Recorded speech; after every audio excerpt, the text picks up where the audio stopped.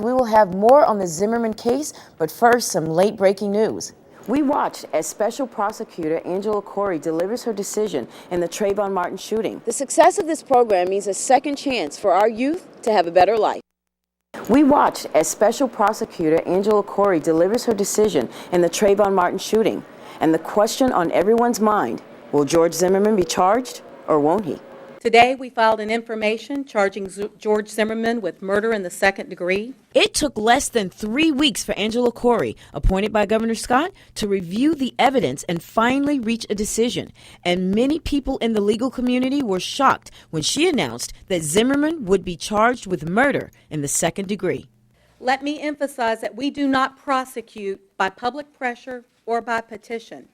We prosecute based on the facts of any given case. Moments before Corey made the announcement, Zimmerman was already turning himself in to FDLE agents in Jacksonville. He was seen getting into this SUV and under tight security, heading straight for the Seminole County Jail. I know there was a lot of speculation about, oh my goodness, does law enforcement know where he is? Do we have this under control?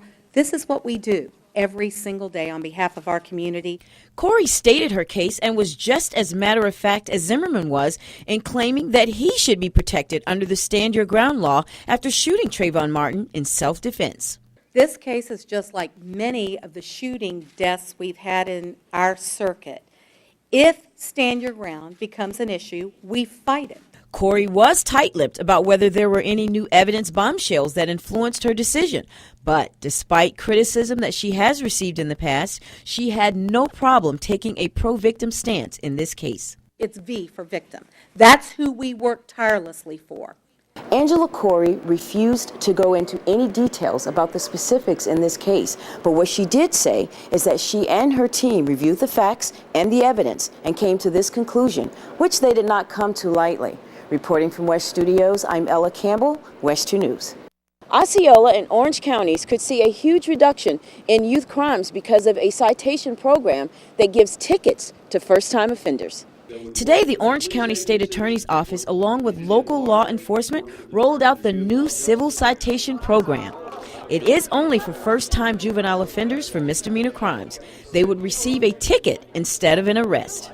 So what we see here today is the beginning of a powerful new program that will allow young people not to be permanently criminalized for a foolish act if they take responsibility, pay restitution, and do the right thing. If they do not, they will be prosecuted. The success of this program means a second chance for our youth to have a better life. I'm Ella Campbell, West 2 News. This is a West 2 News update. I sort of blame myself for not having done a more thorough inquiry of it. New details in the George Zimmerman case that have Trayvon Martin's family asking for his bond to be revoked.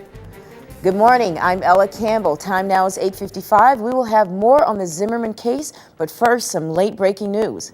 Late breaking, we've just learned that a nasty crash on John Young Parkway near Oak Ridge Road happened during a police pursuit.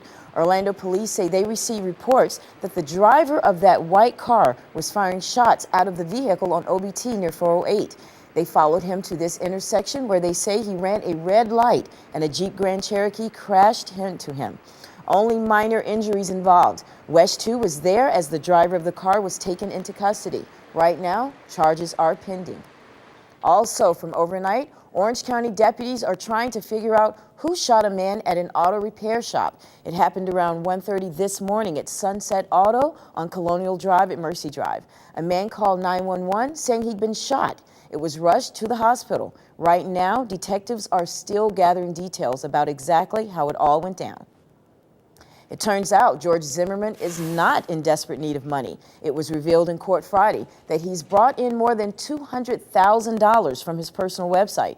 Zimmerman's lawyer, Mark O'Mara, says he didn't know about the money or website. Prosecutors asked the judge to reconsider Zimmerman's bond. The lawyer for Trayvon Martin's parents, Benjamin Crump, says Zimmerman lied by omission. George Zimmerman not only deceived the parents of Trayvon Martin, he also deceived the court, and that the court should revoke his bond. I don't think that George Zimmerman intentionally deceived anybody. Ben Crumps also said he's dismayed that so many people would give money to the killer of an unarmed child. Remember, you can get your latest news headlines when you want them on WESH.com. Malachi is back with your forecast in just 30 seconds.